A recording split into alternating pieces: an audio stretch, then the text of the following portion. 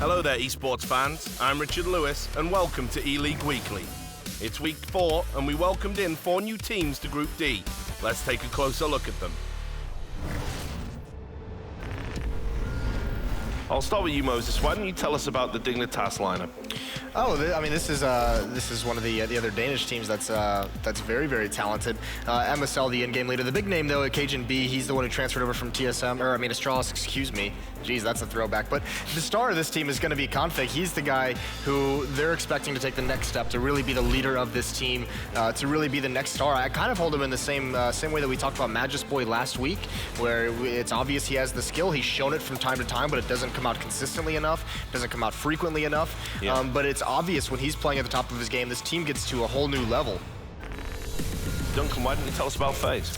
Sure, I mean, the thing with FaZe was last year they were these like up-and-comers and they gradually put together a team that actually managed to finish top 4 at the last major of 2015.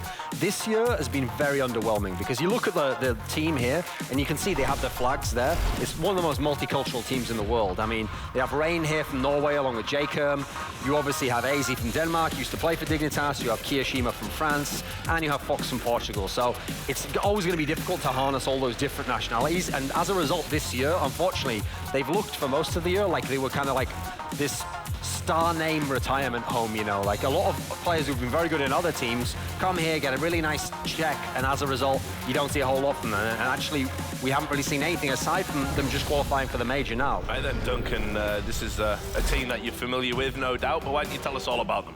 Sure, I mean, here's where you start with this lineup. This 5-man lineup has played 7 tournaments, and they won 6 of them in a row, and the only one they lost just so happened to be the biggest tournament of all time. So this is a team where they've won a lot, but they still got a lot to prove, you know. They want to win these huge tournaments. And actually, that was the moment that prompted this guy, probably the best player maybe of all time in CSGO, to actually take a break, because they were at that huge tournament, and you could just, even if you watched him game, you could see his movement was a bit limited.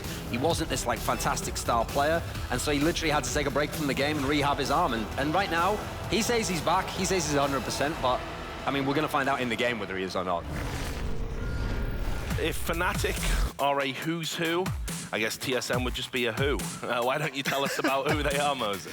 Well, I mean, these are some names that will be known in North American region. Outside of that, might be a little bit light. FNS and Sempus are the big names. FNS used to be the in-game leader for CLG, who we saw last week.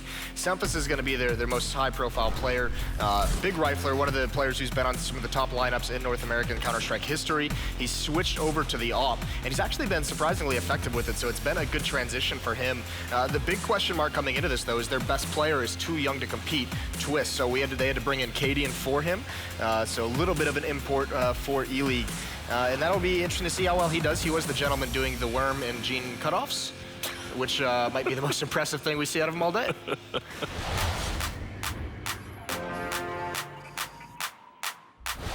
a headshot. You cannot be serious. What is this? I can do basically what I want. He has such a great aim. He makes it look easy. That is absurd. He is insanely good at everything he does. His skill is out of this world. So deadly. That was so amazing. That's the kind of shot a top upper hits. When I realized I could go pro was 2014. More in the start, I was a lot more nervous. Now I want to beat everyone. He can always step up and secure the round for his team. What makes a great CS player is playing for the team rather than playing for yourself. Olofmeister with a fantastic double return. What a round from Olofmeister. That's beautiful CS. I do pretty much everything. Olaf is the most versatile player probably in the world. And they will all go down. He's got some crazy level of intuition. What I enjoy most is trying to outthink your opponents. Not really the whole team is doing, more like what the individual is doing. That kind of magic is what he brings to the table for Fnatic. He's really the best. I don't think I am the best player in the world, but I also don't think there's anyone better than me. The first match of week 4 saw the 4th-ranked team in the world, Fnatic, with their star player Olofmeister back after a long hiatus due to injury. They took on Team Solo Mid on Cash in the first map of the day. Great start. Sempus getting boosted up, taken down. Olofmeister 2-0 right now. Fnatic showed their power, jumping out to an 11-2 lead, winning 8 straight rounds at one point, and leading at half-time 11-4.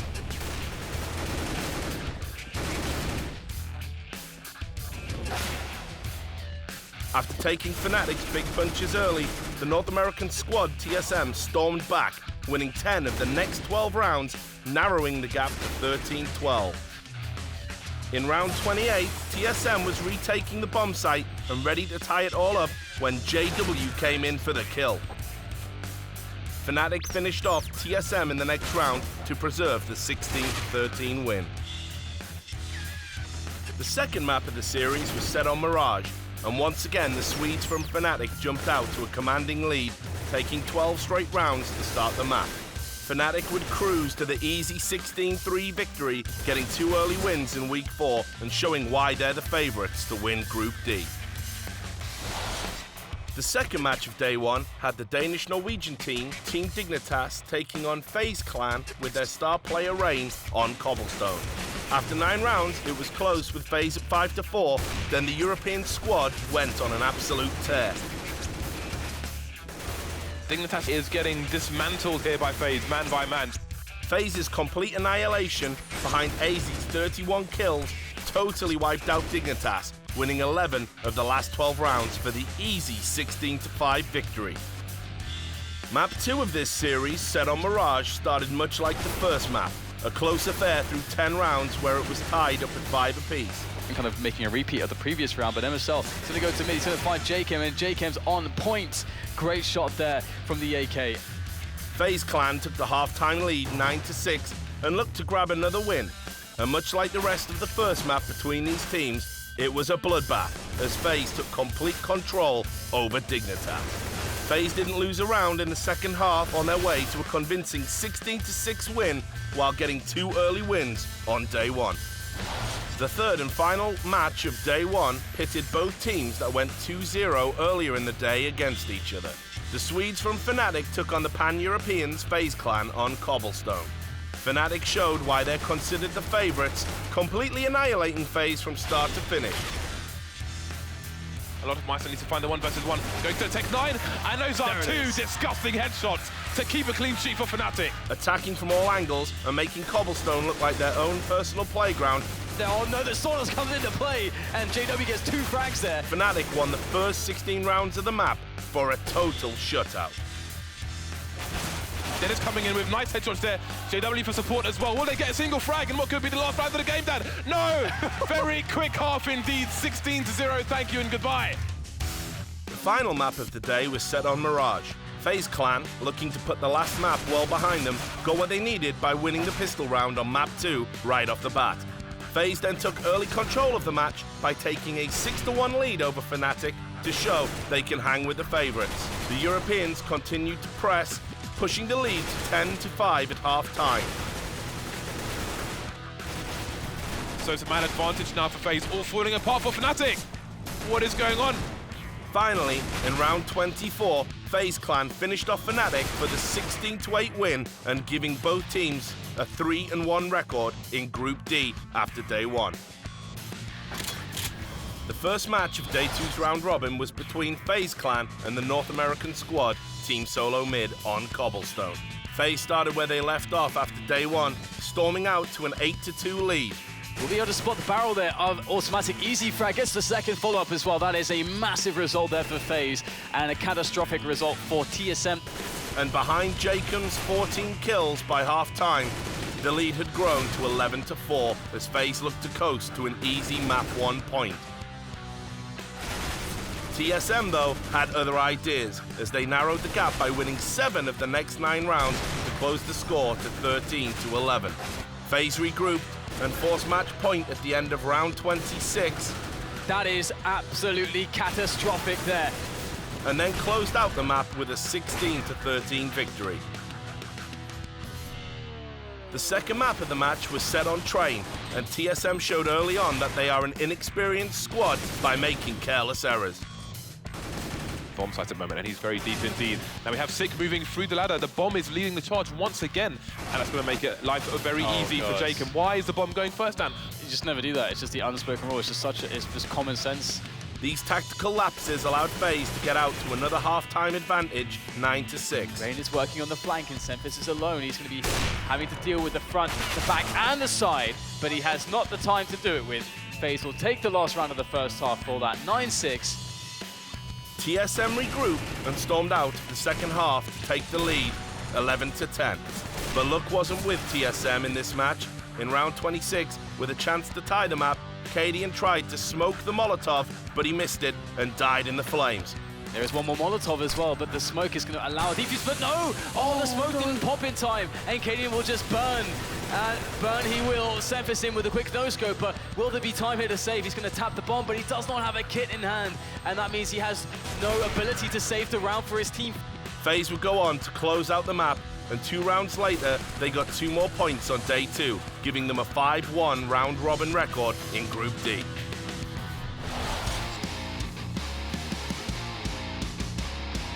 Hello, Richard Lewis reporting for ELEAGUE here again, backstage on my day off. And in a segment that should be called Return of the King, I am here with the man that a lot of people think is the greatest player on planet Earth, but has just recovered from an injury.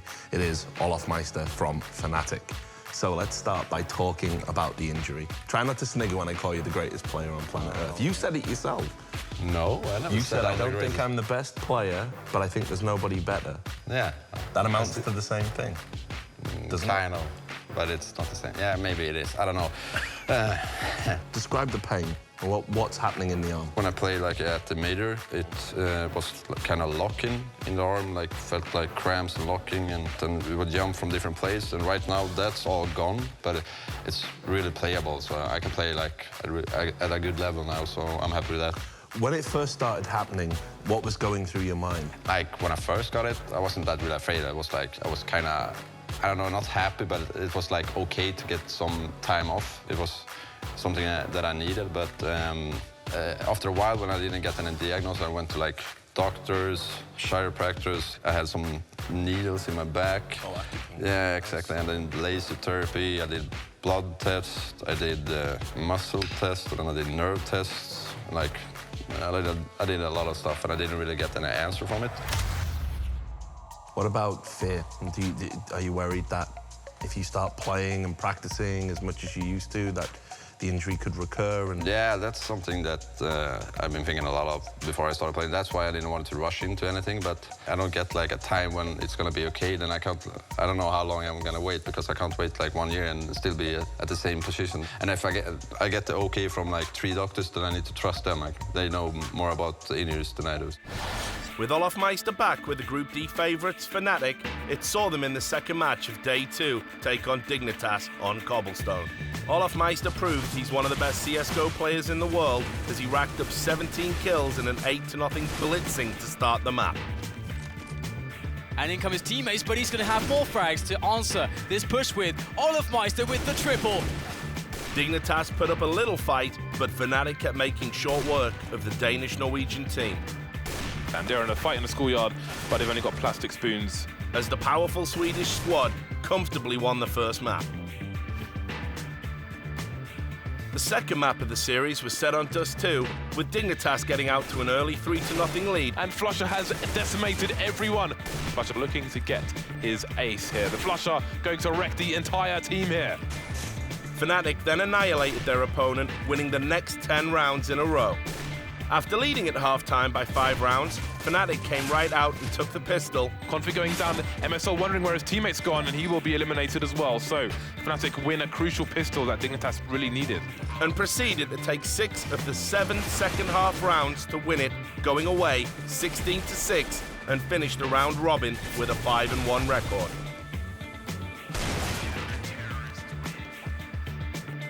The final competition of Day 2 saw a matchup between the winless teams in Group D, Team Dignitas and Team Solo Mid on Mirage.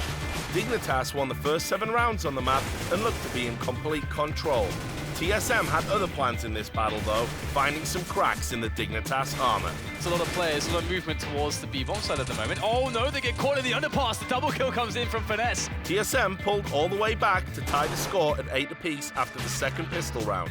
Both teams traded rounds back and forth, but Dignitas seized control late, winning 6 of the last 8 rounds to win 16-12 and get their first win of the round-robin stage. The last map of Day 2 was on Dust 2, and Dignitas is the only one of these teams to win on this map. The Danish-Norwegian crew pushed the action early and poured it on the North American team, getting a 10-1 advantage. Cajun B showed off his awesome skills, as Dignitas looked totally dominant for the first time this week, moving out to a large half-time lead. TSM tried to mount the comeback, cutting the score to 15-11 before Dignitas finally closed out the map in round 27. And indeed, Config will take it over the line here. Dignitas 16-11 over TSM. So heading into day 3 semi-final round, number 1 seed Fnatic will take on 4th seeded Team Solo Mid. That will be followed by the 2nd seeded FaZe Clan meeting the 3rd seeded Team Dignitas. Stay tuned for an all-access feature on the Group D favourite, Fnatic.